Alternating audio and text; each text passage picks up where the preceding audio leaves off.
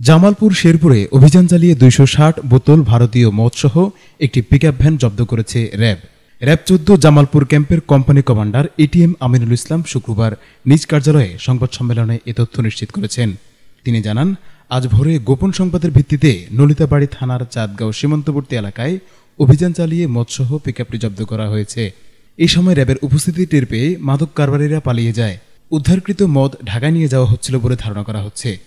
এ ঘটনায় আইনগত ব্যবস্থা গ্রহণের জন্য মদ ও পিকআপ ভ্যান নলিতাবাড়ী থানায় হস্তান্তরের প্রক্রিয়া চলছে বলেও জানিয়েছেন তিনি।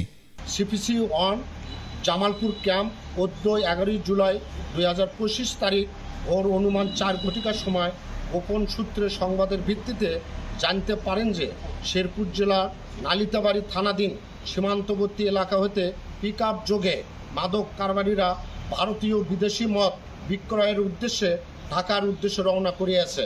উক্ত সংবাদের প্রেক্ষিতে আমার নেতৃত্বে র্যাবের একটি চৌকস আভিযানিক দল সীমান্তবর্তী এলাকা হইতে পিছনে পিছনে অনুমান 30 হইতে 35 মিনিট উক্ত পিকআপটি আমরা ধাওয়া করি।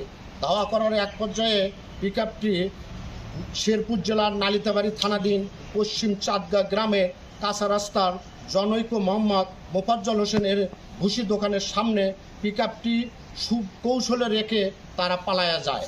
উক্ত ট্রাকে থাকা চার পাঁচজন চোরা কারবারি পালায়া যাওয়ার সময় আমরা তাদেরকে ধাওয়া করি এবং গ্রেপ্তার করার চেষ্টা করি।